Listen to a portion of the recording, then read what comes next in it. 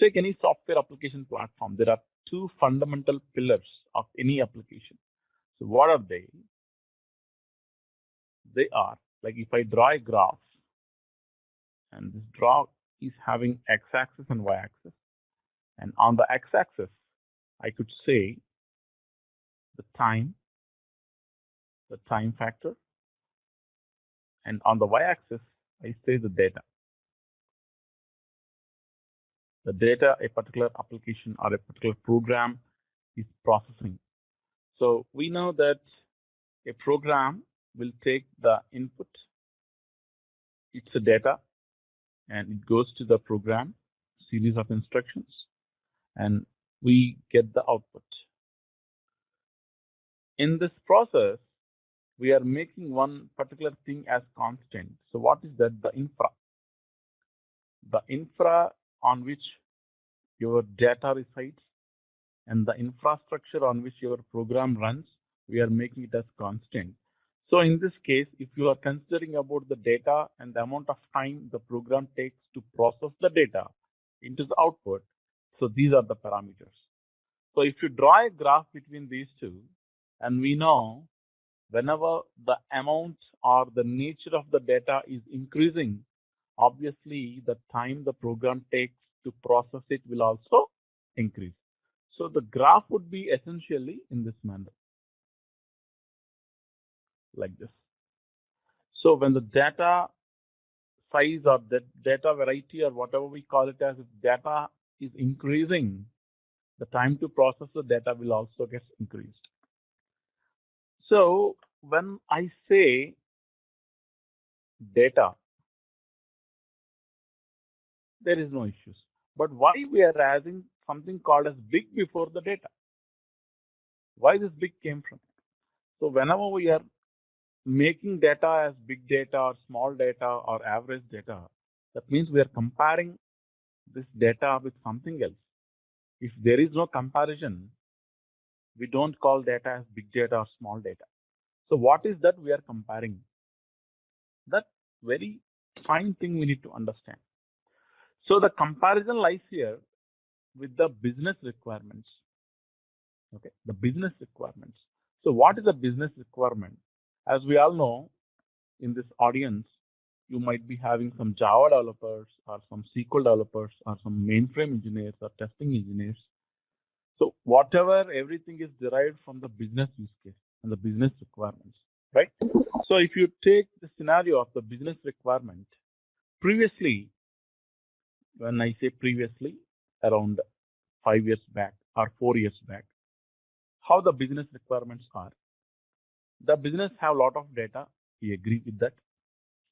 When the business is having a lot of data, if they want to process the data, the amount of time they allow the development to process the data will be in some days. Like they can wait if you are doing some extensive analysis on the company's data warehouse systems or OLTP systems, they can give you 48 hours of time to process all their data. So 48 hours in the sense, it is close to 2 days, right? So 2 days, if you are working on a 5-day circle, then 2 days means if you start your job on Friday or Saturday, like let us start your job on Saturday. So Saturday and Sunday it will take. So Monday morning, the business is going to get some fresh data into the dashboards, the reporting tool.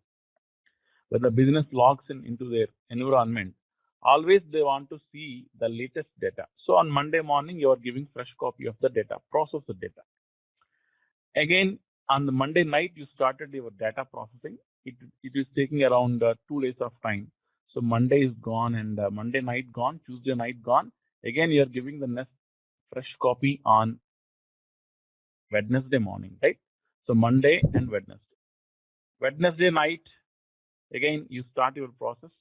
It is taking another 48 hours. So Wednesday night and Thursday night and Friday morning, you are giving another fresh copy of the data. So on a week of time, on every alternate day, you are giving the processed data to the business so that they can take some decisions, or they can do some enhancements or whatever. It's all business use case dependency. But as a platform, as a development team, you are responsible to deliver whatever the business wants. And with the current scenario, the business is okay if you take 48 hours. This was the scenario I'm talking about 5 years before, 4 years before in some companies. But now the scenario is changed. The scenario is absolutely changed. Now the business is more aggressive. They cannot wait 48 hours to see fresh data into their reporting systems.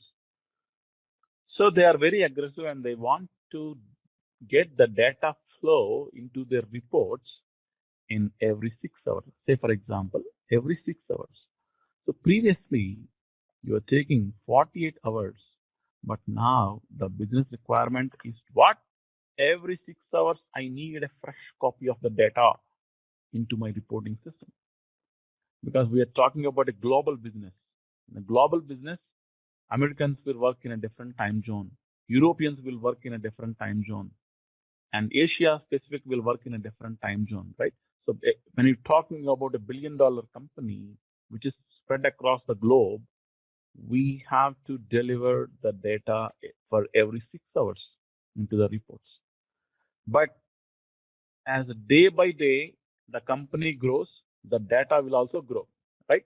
So the data will also grow, but at the same time, the requirement from the business has came from 48 hours to 6 hours. So how can we deliver the report, all amount of data that the company is having? I need to process it and I need to deliver into the reporting layer in a matter of 6 hours. There lies the big picture. That is the reason why the data which is used to get processed in 48 hours, now we need to process the same data in 6 hours. That is the reason why we are calling data as big data. So why we call big data? It's not fitting into my pipeline.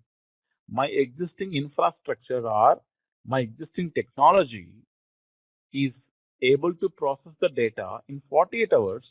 If the business wants to get it processed in 6 hours, I am unable to do it. It's too big. It's too big for my storage. It's too big for my compute. It's too big for my processing. So there comes the data has suddenly become big data, right? So now you got the concept why it is called as big data. It's not because of its size or whatever, because of the time frame. We need to process more amount of data in less amount of time. So people cannot wait hours and days to see the latest data into the reports, right? So that's where the point where the data has come into big data. This is the first understanding towards our big data journey. Okay, the next understanding is what? The next understanding, we need to understand how the storage, when we talk about the storage, we need to talk about the data of a company. When you talk about the data is nothing but different data sources.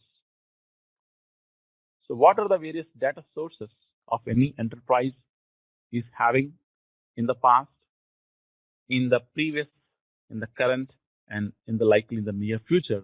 Let us try to start this. So the main and foremost data layer or the data source of any enterprise is RDBMS. Yes or no, right? So the major source of any enterprise is a relational database system, RDBMS. So when RDBMS, people will also call it as OLTP, operational data, or we can call it as a operational data, OLTP, online transaction processing or operational data mart, whatever name we can give, but this is a DBMS system. It can be from any vendor. It can be Oracle DBMS, or it can be IBM or DB2, Teradata. So many vendors are there in the market. Whatever is the vendor, but we are talking about some OLTP system of a company. When that company is growing and growing and growing, the OLTP system will also keeps on growing and growing. because they acquire more business, they do more transactions, so they acquire a lot of data. When a lot of data is entered into the OLTP system, they have to maintain history. Every company has to maintain the history. There are so many reasons. One of the reasons can be the government norms. So if you take a life sciences company, they have a government norms from FCI. They have to maintain 10 years of data. If you are talking about a banking client, they have to maintain the RBI guidelines or the international with respect to the country they are having. They have to maintain 10 years of historical data. So when they want to maintain the historical data, what the companies have started from the OLTP systems, they started constructing OLAP cubes. We are calling this as OLAP cube. OLAP. OLAP are the fancy term for this is a data warehouse. DW. Data warehouse systems. So from the OLTP systems, they have constructed a larger model that is our data warehouse system. So data warehouse system can hold more data, the historical data, whereas the OLTP system will hold only operational data, the current data. So this is the major source. If you understand the major source in the whether OLTP or OLAP, the data is available in the form of databases and tables, right? So this type of data, we are calling it as structured data.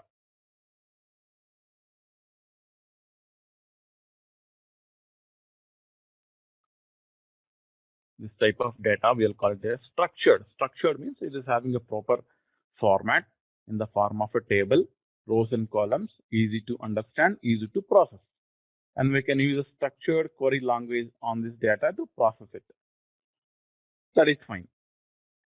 Now, in the current recent past, in the recent 4 to 5 years, the sources are not only OLTP and OLAP, but we have other diversified sources also.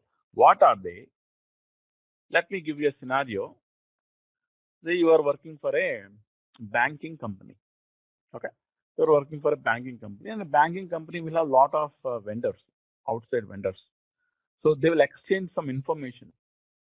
What information? Say, for example, your company is having a website. Your client is having a web portal. In that web portal, all its vendors has to submit their, information monthly basis. What are the various transaction information or customer related information, or if the bank is having a new policy or a new scheme, how the customers are responding to it. Whatever the vendors has to share the information for your bank web portal. Okay, in which format they are going to share? They are going to share the information in the form of a JSON documents. JSON. JSON documents are some XML files. Okay, so you are working for a health sciences company, life sciences company.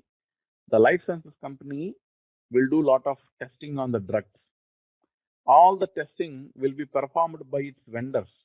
So once the testing is completed, they have to upload the results to the company's web portal. They can upload the data in the form of a JSON or XML. It's a different type of data. It is not a structured data. Some companies, they allow the data in the form of a CSV file, or some other different files. So these type of files, we will call them as semi-structured data. They are not completely structured like table, but still they have little bit structure in them. So we call them as semi-structured.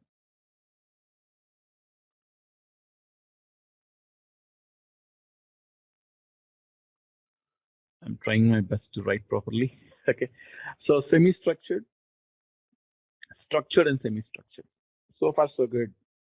But now we know the power of sensors, right? Sensors, and we know the power of social media. Every company, one of the sources is social media and websites. And log file, the server. Every company will maintain a lot of servers. They want to do a lot of auditing on the server logs. So if you take this scenario, sensors or social media information or web traffic or the internal logs, whatever data that is generated by the servers, all this information is not having any proper structure to them, right? Like I want to analyze the comments given by YouTube. What kind of a structure the YouTube comment is going to have? We all know, right? They don't have any structure. And I want to analyze some comments or tweets given by my product in that Twitter. They don't have any proper structure. And I want to analyze my server logs. I have a lot of servers in my environment. I want to analyze them. The logs, they don't have any structure for them. One server will have its own way of writing the logs. If you change the server, the format will be different. So they don't follow a unique structure. It will change from entity to entity, from one application to another application. So these are all, we can call them as unstructured data. They don't have any structure, so we can call them as unstructured.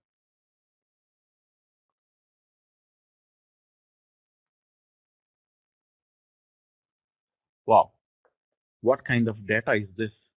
If you take a company, any company, you name a company, many of you people are already working for some multi MNCs. So you agree, you have to agree, because it is having OLTP, it is having OLAP, it is having semi-structured data, it is having unstructured data. When the sources are keep on increasing, this is called diversified. These are called as 3Vs. In big data system, we will call them as 3Vs. What is 3V? Variety. Whatever we are talking about, all the structured, semi-structured, and unstructured, we are calling them as variety. Let me put in the form of a notepad. The first is V, variety. So this variety, we are talking about structured data and semi-structured data. And the last one is unstructured data. So this is called variety. The next V is about the volume. Volume means what? The size of data.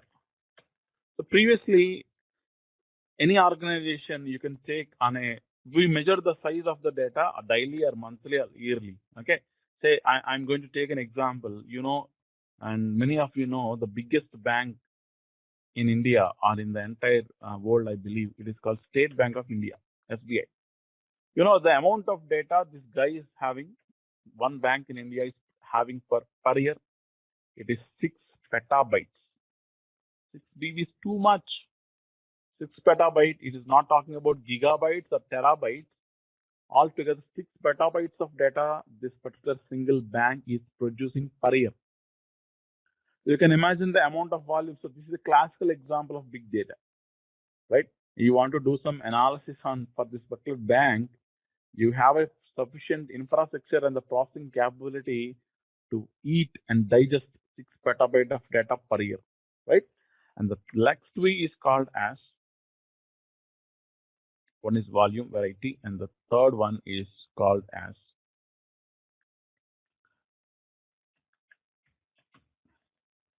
veracity, another V. What is veracity? Veracity means the uncertainty that is there in the data. Okay? The uncertainty means, what is mean by uncertainty? Uncertainty means, say for example, let me give you a scenario. You take a government, right? So all the government agencies or all the governments are acquiring lot of data, yes or no? Because they have the data. When the people born, they have the birth information. When the people grow, they have the educational information. When the people buy anything, they have the transaction information. Everything they have it. Everything they have it for the government. Government is having more data than Google is having. Yes or no? We have to agree it. Government is having more data than what Google is having. But Google knows our interests. Google knows which YouTube channel we are more likely to watch. Google knows which, what is our taste, where we are moving. But why the government is not knowing? It is not because of government is not having data, but the government is having more veracity, uncertainty in the data. That means that they don't bother, they don't care, they don't want to process. because they are not realizing the potential of the data which is having with them, right? So that is called veracity. Veracity means lot of underutilized data or dark data. Unutilized or underutilized data, we call it as dark data. And I believe government is number one in this underutilized data. In compared to any domain, all the government domain projects are having lot of veracity in the data. And the next V is called volume. Sorry, volume you have this, right? Velocity. Velocity means rate, data rate. What is data rate? The amount of speed in which you are acquiring the data. Like if you are talking about a sensor, like we are working on a log analytical process, like the servers are writing continuous log files. So here the data flow is continuous. And if you are monitoring some Twitter application feeds your process. So Twitter is a live source, keep on sending you lots of data. Data is continuous. Like if you are processing the data from a FTP application, like someone is doing a FTP, a CSV file, and you are taking it and you are processing it. There is not much a volume, because whenever they do FTP, then only you receive the file. After that, there is no file, no data, you don't process it. So velocity will change. Sometimes you don't have any velocity, sometimes you have high velocity, sometimes you have low velocity. So the data that is entering into your platform will keep on changing. The rate will keep on changing. So that is called as velocity. Okay. So then what is, we can define big data. Now we know in a little sense what exactly is big data. Now we know what is veracity, velocity, and volume of the attributes. We can call them as attributes of the big data. Now, high in volume, high in variety, and high in velocity, that is called as big data, and which cannot be processed using traditional computing techniques. So one of the participants is asking about veracity again. So yeah, I can take it now. I can explain. Veracity is uncertainty in the data. Uncertainty means what? You have data, but you are not processing the data. You are not using the data to improve your business. The company is having a lot of data, but the company is not utilizing the data to improve its business, to satisfy its customer, to enhance the customer review, to enhance the product capabilities, or to enhance the product capacities. Whatever, it can be anything. Any process which is not efficiently using the data what the particular entity is having, that is called as veracity. Okay, underutilized data or dark data. Okay, so again coming to the big data definition. So big data is something which cannot be processed using traditional computing techniques. So what is a traditional computing technique? We all know the traditional computing technique is a data warehouse systems. Data warehouse system is the biggest. People have started data warehousing and data mining, all the stuffs, right? But the biggest challenge here, this guy can only understand what? Structured data.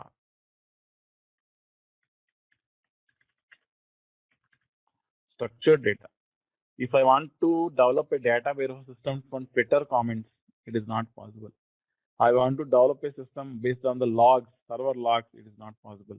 I'm getting sensor data, I want to process it, it is not possible. Right? Traditional way, it's all data warehouse systems are only meant for relational databases. But now if you ask any company, they are having relational, non-relational, structured, semi-structured, and unstructured. So I cannot maintain data warehouses for structured data and enterprise Java applications or any applications for unstructured data or semi-structured data. It's too costly. Why should I? Why should I? As an enterprise level, always you need to understand one fundamental principle. Any technology or any concept, if it is able to be successful and sustained in the industry, it is only one and only one reason. That is what? Cost effective. cost effective. Cost is a very, very, very, very crucial factor for any business. Hadoop is so successful. Spark is so successful. Why? We are going to answer them now in a while. They are extremely cost effective. They are having is too much. Companies are spending a lot of revenues. If you take any company, IT is not a core business. You need to understand the fact. If you take a banking company, the core business is not IT. The core business is banking, and IT is a facilitator for their business. Manufacturing company, the core is not IT. IT is a facilitator. So if you take any company, the minimum budget allocation will be done for IT only. Minimum budget, not maximum budget. Maximum budget will be allocated for its core operations, not for IT. The biggest challenge of any enterprise data architect is how can I reduce this cost in the next financial year? How can I reduce the IT cost? How can I reduce the operational cost? Okay, so there lies the problem with the traditional computing techniques. We need a much more efficient, robust, durable, cost-effective data processing platforms. These are called big data platforms, and these are our two friends.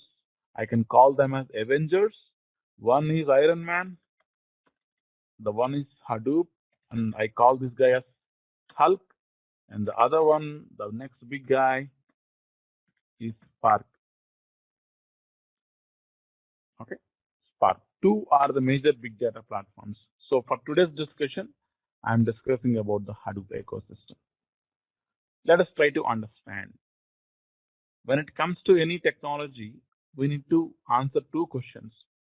Two questions. What are the two questions? Is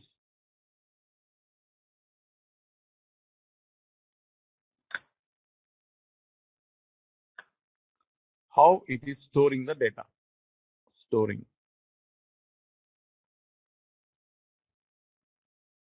And how it is processing the data.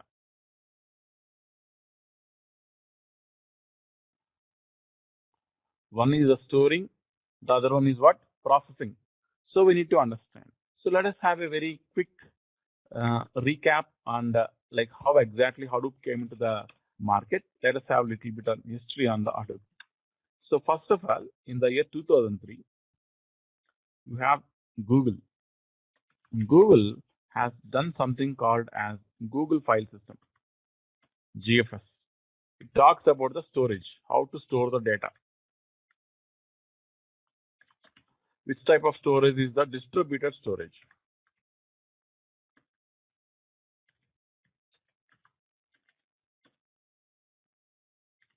Okay, it's about the distributed storage of the data. And in the next year, 2004, again, Google, it has published one more research paper that is called as MapReduce. So it is addressing what? Distributed processing.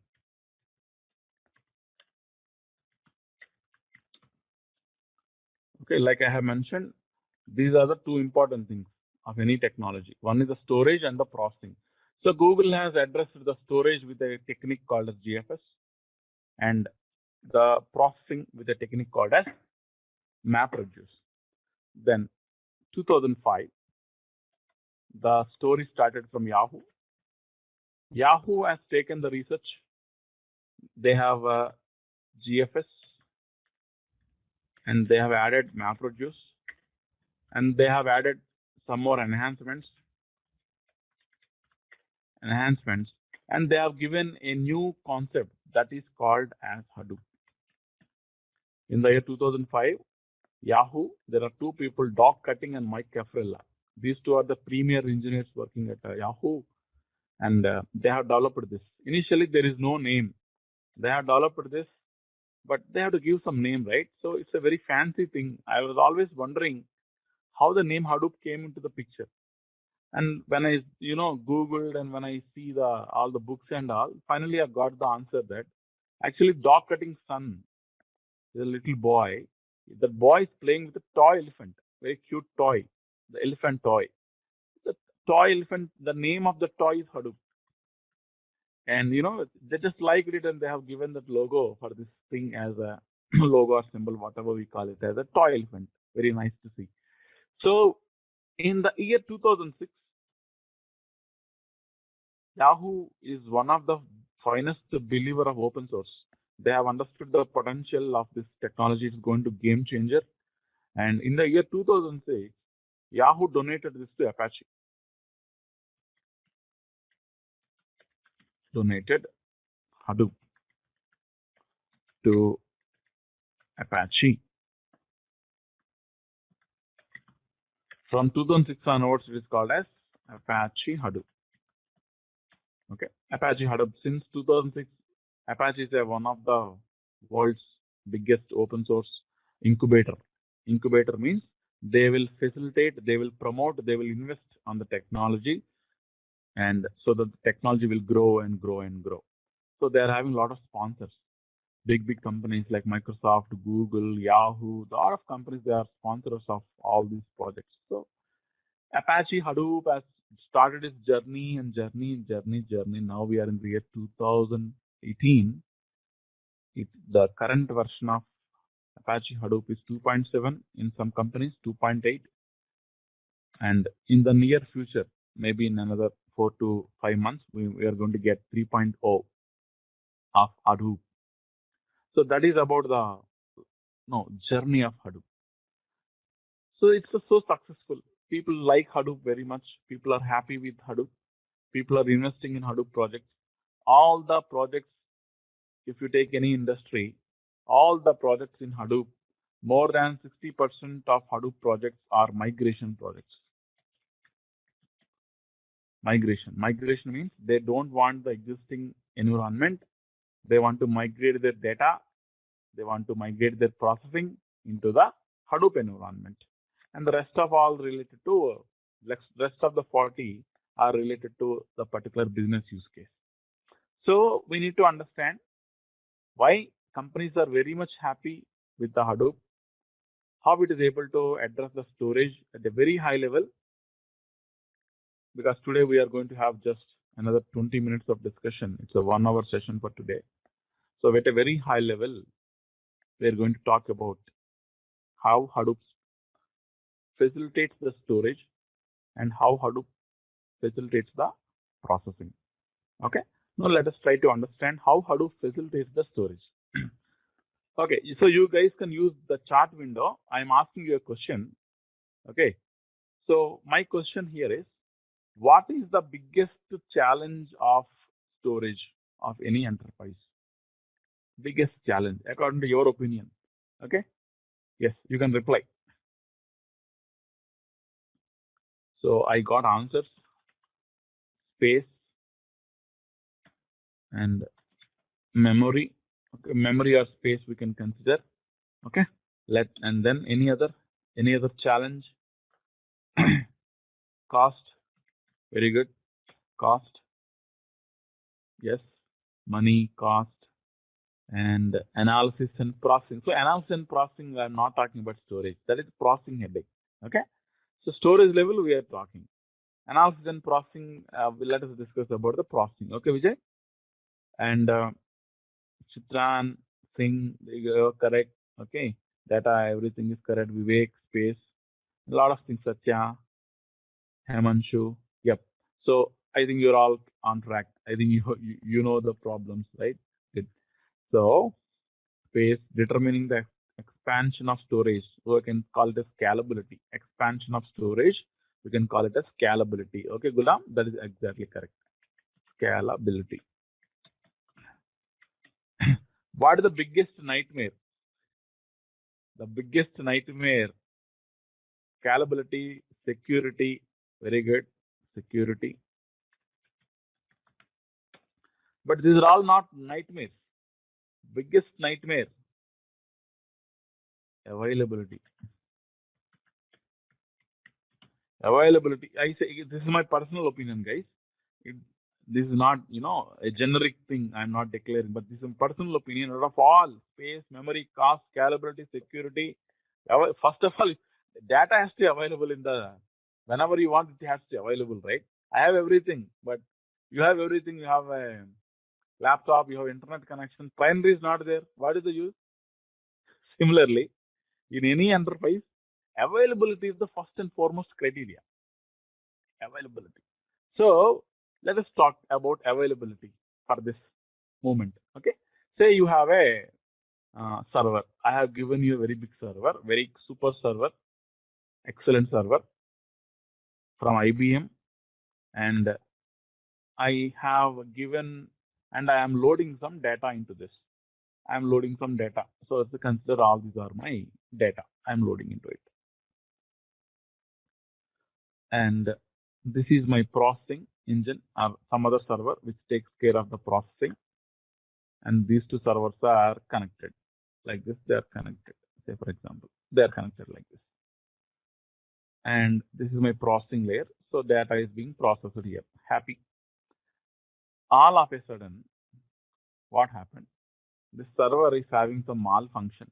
The server where I'm storing the data is having a malfunction. When the server is having a malfunction, the server is unable to respond to the processing server. It is unable to give the data to the processing server. It is down. In a simple way, I can say it is done. Then what happens? What you are going to do in this type of scenarios? I have a server A where I have stored my data, and the storage is all together on server A, and this is down. There is no availability, right? The business cannot wait. Whenever the business opens the dashboard, you will all see empty reports without any data. That's it. So now we cannot have a architecture like this. This is a very bad architecture. There is no what? There is no backup, right? If A fails, what next? If A fails, where is the other one? I need a backup, right? Okay, I accept this. You can have a backup. So let us buy a backup server. I bought the same configuration. I bought one more server. And in the server, I'm having the same data I'm saving here. Whenever A fails, and I can ask my team, they can automatically divert the traffic to server B. So I have a backup. If A fails, I have B. But if server A is costing me some $10,000 per quarter, same configuration, right? So server B will also cost $10,000 per quarter, for example. So yearly 4 quarters, 40 and 40, altogether $80K. $80K I'm spending on servers A and B. $80K. Okay, I'm just taking a very small example. In real time, it's not 80K, even more, right? So that's okay. 80K. 80K is too much for me. I am a small startup company. I want to enter into this big data space. I cannot afford 80K per year. It's too much for me. So why? Why this technology? What is there? Open source, Apache Hadoop, it is so successful. What is there for a startup company? What is there for a mid-scale company? It's too much cost effective. It's not cost effective. So this is drawback is there. We cannot afford more and more servers. Then what? How this particular thing can be addressed in the Hadoop environment? Let us try to understand. So in Hadoop, the biggest advantage of Hadoop is Hadoop runs on commodity hardware. Commodity hardware means cheaper hardware. We don't require a mainframe servers or a supercomputers or data centers, big machines to run and configure Hadoop. Even a small machine, group of machines can do wonders in Hadoop. Say I have purchased small machines, like 3 machines. Okay, each machine is having some 16 CPU.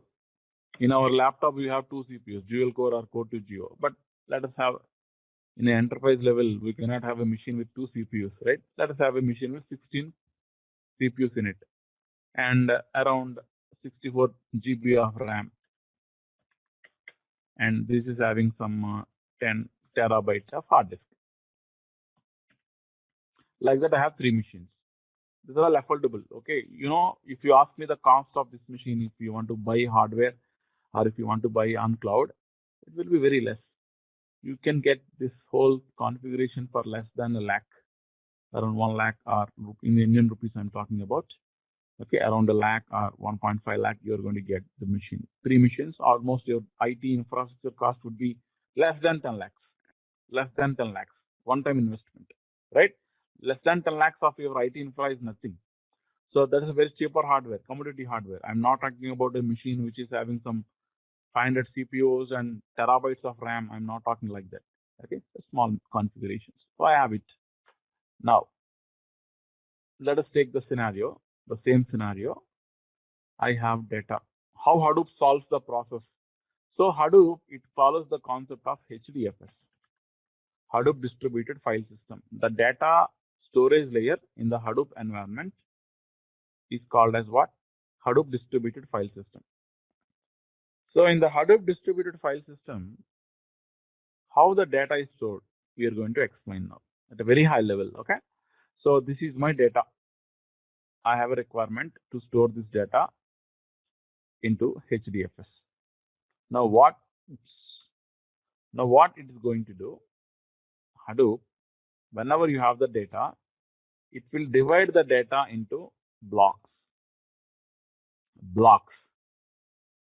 So here I'm calling them as blocks. Blocks of what size? 128 megabytes. So say for example, this file is having around 300 megabytes, the file. So obviously 128 means 3 blocks you are going to get divided by 128. So 256 and the remaining will go to the third block. So 3 blocks we have. So what it will do, the Hadoop, the blocks are there, right? So these blocks it will store in these machines. So I can call this machine as machine A and machine B, machine C. All three are connected. So I can call this as cluster. Okay, cluster. So in the cluster, the data will be stored. So 3 blocks are there, right? So what it will do, it will store 1 block here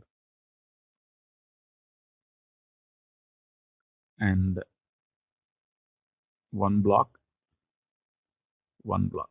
Say for example, okay, Hadoop will not store like this, but if it stores like this, what is the drawback of the storage layer? All my data is entered in the same system.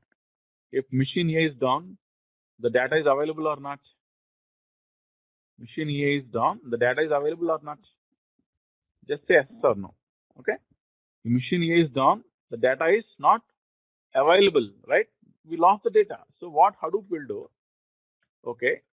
So to avoid such type of problems, what it will do? Don't store the entire data on machine A. Rather than 1 block store on machine A, 1 block on machine B, 1 block on machine C. Say there are 3 blocks. So I can call this as a block 0, block 1, and block 2. Now tell me, the data is not stored on a single machine. It is distributed on 3 different machines. Okay. So block 0, block 1, and block 2. Now tell me, if block 0 fails, if machine A fails, am I losing 100% of data or certain percent, only 30% of the data? If machine A is down, am I losing 100% of the data or 30% of the data?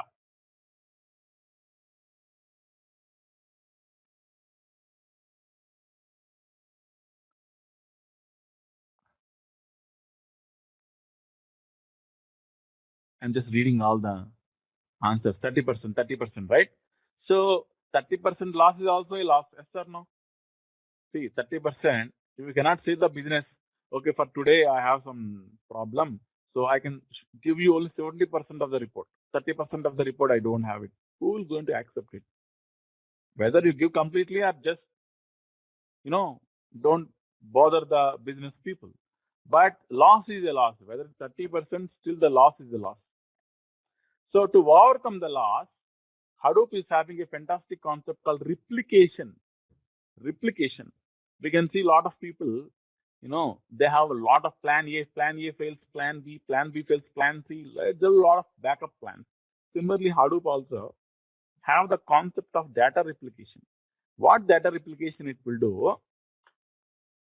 It will maintain replica. Replica means extra copy of the data. Like, let me take a different color. Extra copy of the data. So I'm maintaining extra copy of the data. And one more color I'm taking. Extra copy. Extra copy. Extra copy. So what it contains? So it can contain 1 and 2, data block 1 and data block 2, data block 0, data block 2, data block 0, data block 1. Now tell me, all the 3 machines are having 3 replicas. Machine A fails. No problem. I can get the data from machine B.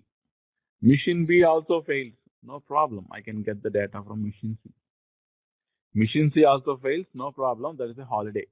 Okay, I'm just kidding. So you have a replication, data replication. In HDFS, the fundamental principle is what? It is having the concept of data replication. And you can ask, replication requires extra storage. My dear friends, in 2018, storage is nothing, peanuts. The amount of cost companies are investing on storage is peanuts. Storage has become very cheap. So no problem. We have lot of, so any company has having lot of storage. But the thing is, how effectively you are maintaining the storage. So in this Hadoop environment, we have the concept of HDFS. And HDFS follows the concept of distributed file system, where I don't store the data on a single machine, rather than I will store the data across a machine's group of machines. So as these machines are storing the data, we can call them as data nodes. In Hadoop, the machines which are contributing for the storage are called as what? Data nodes. Is it clear? Data nodes concept. So why Hadoop is so successful? Cost effective, availability, space is very cheap space. So Hadoop does not use memories to store the data. So memory is not the effect. So space is fine. Memory, we are not using memory to store the data. Very cost effective. Scalability is there. Scalability means adding one more extra storage layer. Yes, we can. I have the A, B, C. Now tomorrow I want to add D server. I can add it. With little, even just 10 minutes of time, you can add one more server into the Hadoop cluster. So scalability is there. Security is always absolutely is there. We will discuss about the security in Hadoop. Everything security is absolutely is there. We can encrypt the data, we can authenticate, we can authorize, everything we can do in Hadoop. And my biggest challenge, availability. Yes, I have availability. I have 99.9% of availability is there, because my storage is insured. I have an insurance for A, that is B. I have insurance for B, that is C. Okay, so that is what the very high level, the HDFS system. And so I have only 2 minutes of time. We can discuss all the questions in the next week. No issues. Okay, so let me answer a couple of questions. In case when one of the node gets failed, which algorithm logic Hadoop uses? That we can discuss later. Today is too early to discuss all the internals. Okay, and